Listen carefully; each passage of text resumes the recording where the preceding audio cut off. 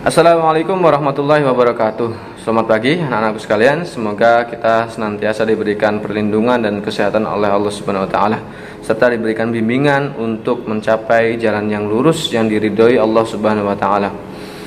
Alhamdulillah, puji syukur kita panjatkan kepada Allah Subhanahu wa taala yang telah memberikan kita kesehatan, memberikan kita nikmat sempat, usia, serta nikmat iman dan Islam. Selawat serta salam semoga tetap tercurah kepada junjungan kita Nabiullah Muhammad SAW yang telah menjadi penerang bagi kehidupan umat manusia, khususnya umat Islam yang mau meneladani sifat-sifatnya, mau meneladani segala perilakunya. Dan semoga kita dikumpulkan bersama dengan orang-orang yang berkumpul bersama Rasulullah SAW serta mendapatkan syafaatnya di yaumil akhir nanti. Amin ya rabbal alamin. Anak-anakku sekalian, beberapa hari yang lalu baru saja kita menjalani hari besar Islam, merayakan hari besar Islam, yakni Maulid Nabi Muhammad SAW.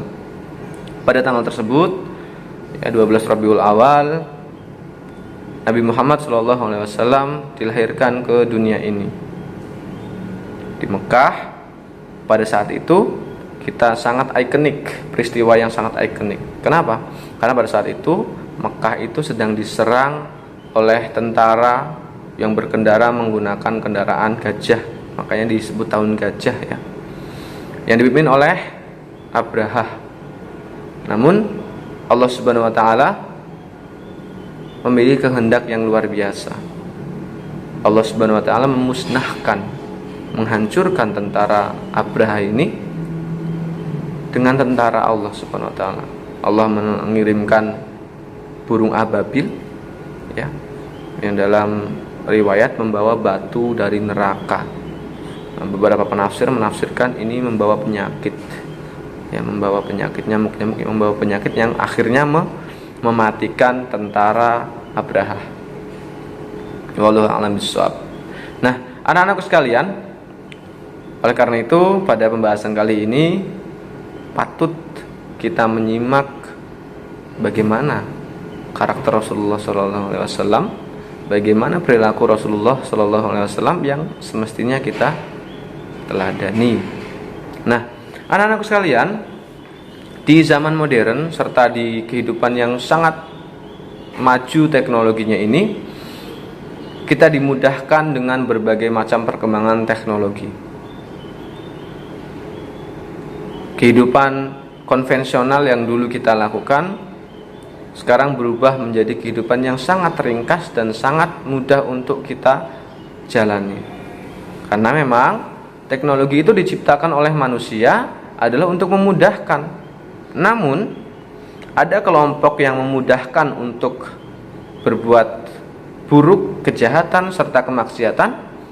Ada pula kelompok yang memanfaatkan teknologi untuk amal perbuatan yang baik, untuk amal jariah, untuk menambah keimanan dan ketakwaan serta menambah ilmu pengetahuan, memanfaatkan teknologi di jalan yang benar. Nah, namun sesuai dengan sunatullah bahwasanya hanya kelompok kecil saja yang nantinya akan merasakan nikmatnya surga. Nah, berarti kalau kita masukkan dalam kehidupan saat ini, lebih banyak orang yang memanfaatkan atau menggunakan teknologi ini untuk hal-hal yang buruk. Nah, anak-anakku sekalian, di masa remaja kalian ini tentu kalian akan sangat terpengaruh oleh teknologi. Nah, terutama teknologi yang paling dekat dengan kita adalah ditemukannya smartphone ya, ditemukannya smartphone atau gadget yang sepertinya tidak pernah lepas dari genggaman kita. Penemuan gadget ini suatu penemuan yang luar biasa besarnya, mungkin lebih besar daripada penemuan-penemuan teknologi yang lain. Ya, kalau penemuan nuklir, perkembangan nuklir mungkin hanya bisa dinikmati oleh orang tertentu, roket, pesawat dan sebagainya mungkin hanya dinikmati oleh kalangan tertentu. Namun penemuan smartphone ini, perkembangan smartphone ini bisa dinikmati oleh semua kalangan. Hampir semua kalangan itu pasti memiliki smartphone. Nah, tentu seumpama dunia dalam genggaman. Kenapa? Penemuan smartphone ini bisa menghilangkan kamera, dalam arti menggeser kamera.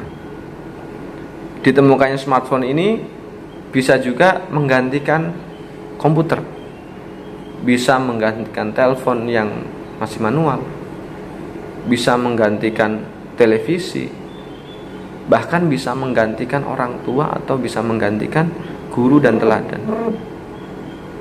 Kenapa? Karena hampir semua bidang teknologi itu dimasukkan dalam genggaman kita dalam smartphone. Kita bisa belajar melalui tayangan YouTube, bisa membuka buku-buku dalam file PDF, bahkan kita bisa berkenalan dengan orang lain yang jauh di sana atau mengobrol dengan orang lain yang jauh di sana hanya melalui genggaman tangan kita. Nah, tentu ini adalah penemuan yang sangat luar biasa besar. Nah, karena ini penemuan yang sangat luar biasa besarnya ini, tentu ini juga memiliki dampak yang sangat besar, baik itu dampak positif maupun dampak yang negatif. Dampak positifnya tentu sebagian dari kita bisa memanfaatkannya untuk menambah ilmu pengetahuan, untuk menambah keimanan ketakwaan kita, karena kita bisa belajar agama dari smartphone kita. Kita bisa bersilaturahmi dengan saudara-saudara kita yang jauh, ya, bisa dengan mudah membuat panggilan video dengan saudara-saudara kita yang jauh. Namun sisi negatifnya, ketika kita terjebak dalam lubang kemaksiatan menggunakan smartphone kita untuk hal-hal yang buruk, ya, mungkin ada kalangan yang memanfaatkannya untuk menipu orang dengan SMS hadiah dan sebagainya. Ada yang menggunakannya untuk memandang yang bukan muhrimnya. Ada yang menggunakannya untuk memandang aurat orang lain, serta berkomunikasi dengan orang yang bukan yang halal untuk dirinya, komunikasi-komunikasi yang tidak baik, yang mengandung unsur-unsur mungkin seksualitas ataupun unsur-unsur yang tidak mendidik serta tidak bermanfaat. Nah, anak-anak sekalian, di samping itu kita juga banyak, untuk kalian remaja ini lebih banyak mungkin memanfaatkannya untuk sekedar menonton. Nah, yang sudah digandrungi saat ini sebagian besar dari para remaja adalah menonton drama Korea dengan alasan mungkin karena artisnya cantik-cantik, ganteng-ganteng, ya, terutama para wanita ini yang sangat menggandrungi cowok-cowok dari Korea, bahkan sampai mengidolakannya, ya, sampai mengidolakan artis-artis, ya, semua dari kita banyak yang mengidolakan artis-artis baik luar negeri maupun dalam negeri. Tentu tidak masalah ketika kita mengidolakan, tidak masalah, dalam batas yang wajar, karena sebaik-baik idola adalah Rasulullah SAW. Tentu gak boleh kita itu lupa bahwasanya kita harus memiliki idola, ya, harus mengidolakan yang paling utama Rasulullah SAW. Kenapa? Ketika kita mengidolakan seseorang yang wajahnya tampan, ya, ganteng sekali, Rasulullah adalah manusia yang sangat luar biasa tampannya. Rasulullah adalah manusia yang sangat luar biasa tampannya. Kemudian ketika kita mengidolakan keromantisannya, bagaimana kita menyimak kisah Rasulullah menunggu Aisyah membukakan pintu, ya, pada malam hari, tidak ingin membangunkannya. Cerita-cerita romantis Rasulullah luar biasa, sangat luar biasa romantisnya Rasulullah. Bahkan minum satu gelas dengan Siti Aisyah, tentu sangat luar biasa romantisnya. Ketika kita mengidolakan orang yang sangat kaya raya, pengusaha yang sukses, Rasulullah adalah manusia yang luar biasa sukses dalam bidang perdagangan. Dengan kejujurannya Rasulullah mendapatkan keuntungan yang besar dari perdagangannya, tidak menipu orang. Nah, tentu kita semestinya semestinya kita mengidolakan yang paling utama adalah kepada Rasulullah Shallallahu Alaihi Wasallam. Jika kita ingin kehidupan yang baik di dunia dan kehidupan yang baik di akhirat. Ketika kita mengidolakan orang selain Nabi Muhammad, mungkin yang kita dapatkan adalah kehidupan dunia yang baik saja. Di akhirat mungkin kita celaka. Namun ketika kita mengidolakan Rasulullah Shallallahu Alaihi Wasallam, tidak akan pernah celaka di dunia maupun tidak akan pernah celaka di akhirat. Karena Rasulullah adalah manusia yang paling proporsional, paling ideal untuk kita idolakan. Beliau adalah pemimpin umat yang paling berhasil. Ya, pemimpin umat yang paling berhasil, bisa menyatukan antara kaum muslimin dengan umat lainnya. Rasulullah SAW adalah pemimpin keluarga yang terbaik, paling sukses.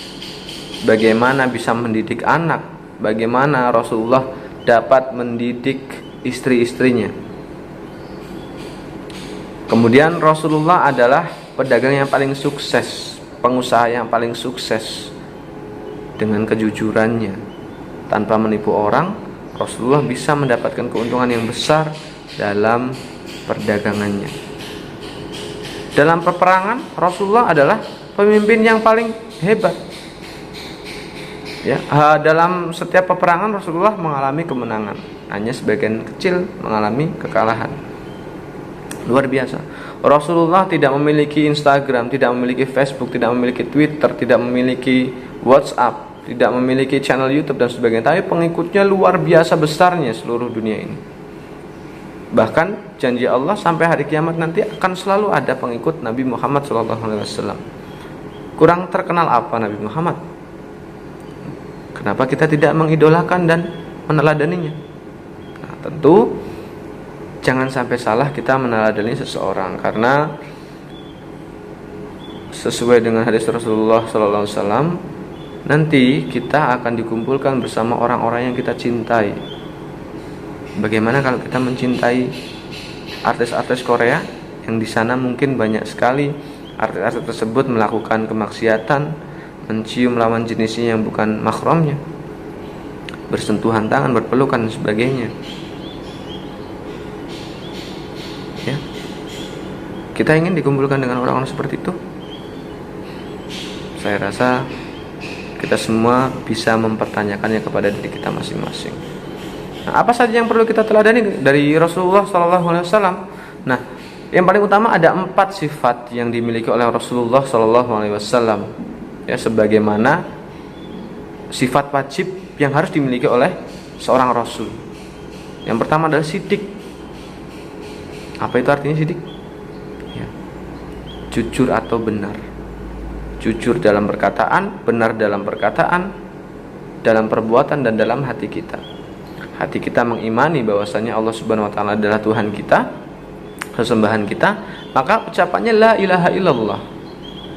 Dalam perbuatan kita, tentu kalau Allah itu sebagai ilah kita, sebagai sesembahan kita, tentu ketika beribadah hanya kepada Allah.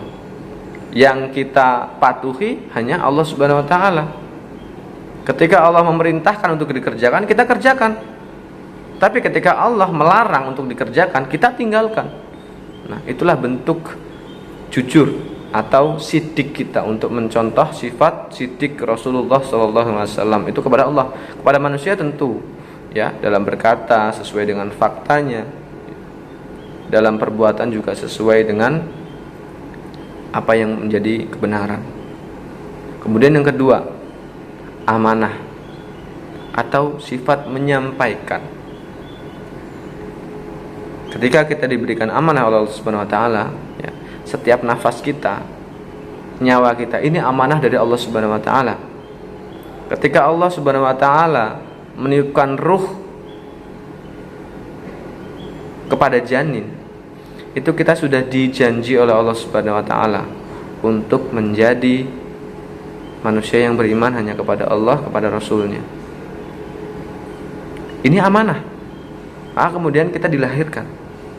Maka ketika kita dilahirkan, kok tidak menjalankan amanah kita sebagai manusia yang pada masa ditiupkannya roh itu kita dijanjikan untuk beriman hanya kepada Allah dan kepada Rasulnya, ketika di dalam kehidupan kita tidak sejalan dengan janji kita kepada Allah, tentu kita menjadi orang yang khianat, ya, tidak menjalankan amanah dari Allah Subhanahu wa taala.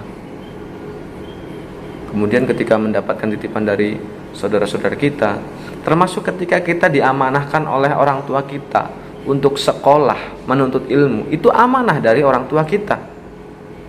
Tentu ketika kita berada di sekolah, diamanahkan, dimodali oleh orang tua kita dengan HP, mungkin paket internet, kemudian uang jajan, seragam dan sebagainya, buku-buku, alat tulis, kemudian tas dan sepatu dan lain sebagainya.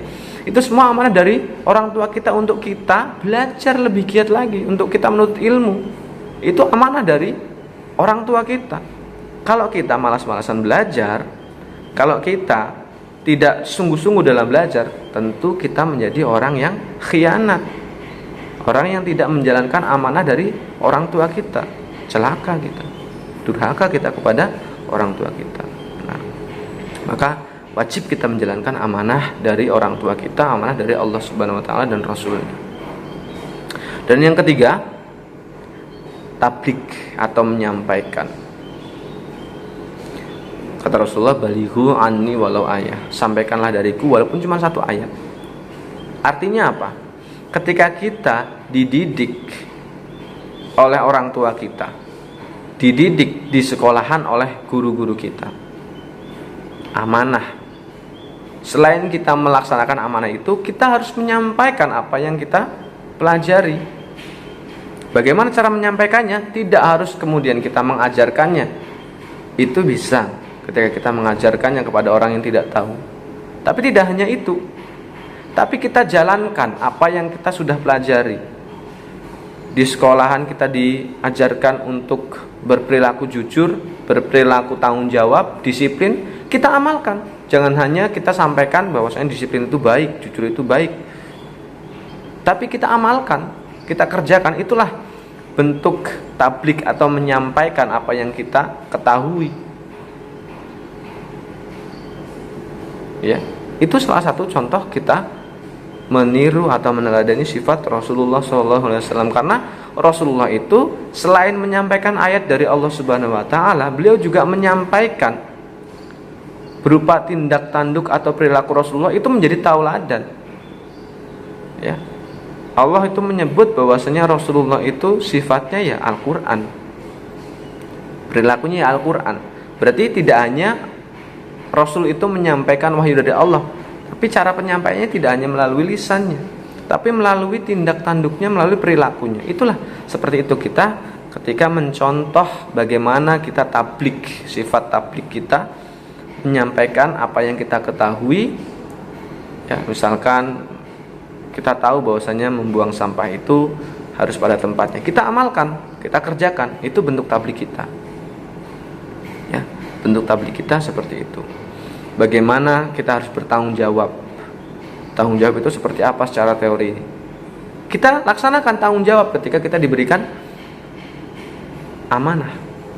Seperti itu contoh kita meneladani sifat tabligh Rasulullah. Dan yang terakhir adalah siddiq. Yang terakhir adalah fatonah atau cerdas. Ya, Rasulullah SAW itu tidak bisa baca, tidak bisa menulis, makanya disebut ummi. Ya, tidak bisa membaca, tidak bisa menulis Rasulullah. Tapi beliau adalah manusia yang sangat cerdas. Cerdas bagaimana? Suatu ketika ada persengketaan ketika merombak atau merenovasi Ka'bah untuk meletakkan Hajar Aswad. Di sana ada beberapa suku yang bertentangan. Kemudian bagaimana Rasulullah menyelesaikan persengketaan itu, konflik tersebut? Dengan kecerdasannya. Maka ketika kita diberikan amanah oleh orang tua kita untuk belajar, baik di sekolah maupun belajar di rumah, di bimbel dan sebagainya, itu semata-mata agar kita menjadi manusia yang cerdas, manusia yang pintar. Pintar dalam Islam itu adalah bisa mengintrospeksi diri sendiri, menghitung-hitung diri sendiri sebelum dihitung oleh Allah Subhanahu wa taala. sehari ini kita lebih banyak berbuat buruk atau lebih banyak berbuat yang baik. Sehari ini kita manfaatkan waktu kita, usia kita hari ini untuk menambah ilmu pengetahuan kita atau untuk hal yang sia-sia, untuk menambah ketakwaan dan keimanan kita, atau malah menjauhkan diri kita dari ilmu Allah Subhanahu wa taala. Nah, itulah bagaimana cara kita meneladani sifat Rasulullah berupa fatonah atau cerdas, ya. Jadi manusia harus cerdas melihat ciptaan-ciptaan Allah, cerdas melihat tanda-tanda kebesaran Allah Subhanahu wa taala, cerdas untuk bisa menolong orang, cerdas untuk mengamalkan segala yang kita pelajari. Nah, itu bentuk sifat cerdas atau fatonah yang kita bisa teladani dari sifat Rasulullah Shallallahu Alaihi Wasallam. Nah, setidaknya ada 4 sifat ini yang penting untuk kita teladani. Meski ketika kita bisa meneladani 4 sifat ini, tentu tidak bisa sesempurna Rasulullah Shallallahu Alaihi Wasallam. Tentu kita hanya manusia biasa, tapi setidaknya kita berusaha. Setidaknya kita berusaha untuk mencontoh semakin baik, ya, mencontoh Rasulullah Shallallahu Alaihi Wasallam, maka semakin besar kesempatan kita untuk bertemu Rasulullah Shallallahu Alaihi Wasallam di surga Allah Subhanahu Wa Taala kelak. Begitu yang bisa kita sampaikan. Kesimpulannya adalah bahwasanya yang menjadi tokoh paling utama untuk kita teladani, untuk kita fans, ya, ngefans kepada seseorang, untuk kita contoh dan tiru adalah Rasulullah Shallallahu Alaihi Wasallam. Karena kita tidak akan celaka dunia akhirat, namun kita akan merasakan kebahagiaan dunia dan akhirat, merasakan kenikmatan dunia dan akhirat, serta sukses dunia dan akhirat. Wallahu a'lam bishawab. Semoga yang sedikit ini bisa membawa manfaat untuk kita semua, menambah keimanan kita semua. Kurang lebihnya saya mohon maaf. Assalamualaikum warahmatullahi wabarakatuh.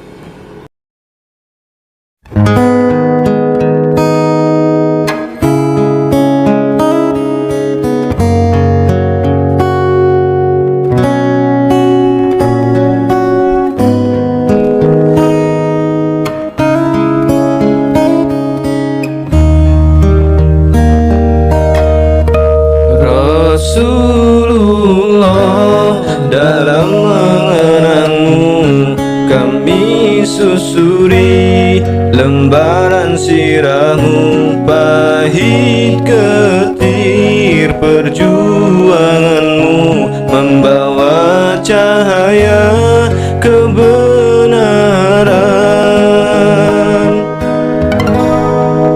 Engkau taburkan pengorbananmu untuk umatmu yang tercinta, biar terpaksa tempuh derita, cekalnya hatimu menempuh ranjaunya.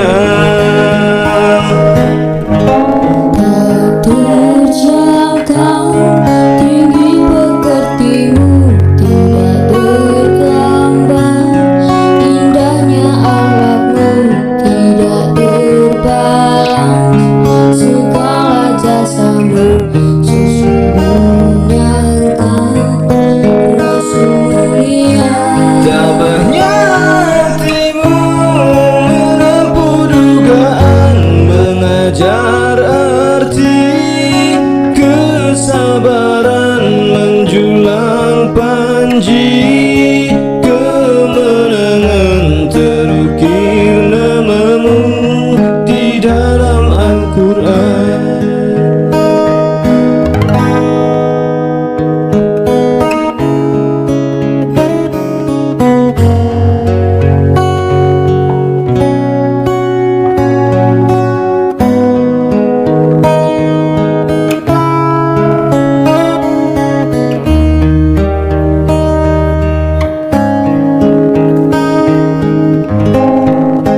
Engkau taburkan pengorbananmu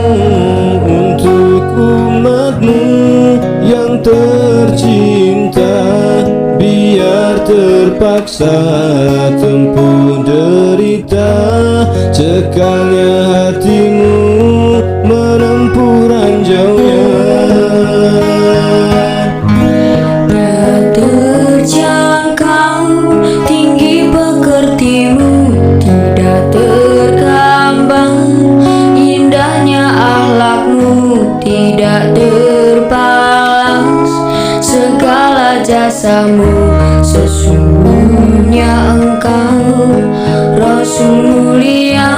Tabahnya hatimu menempuh dugaan, mengajar arti kesabaran, menjulang panji kemenangan, terukir namamu di dalam Al-Quran.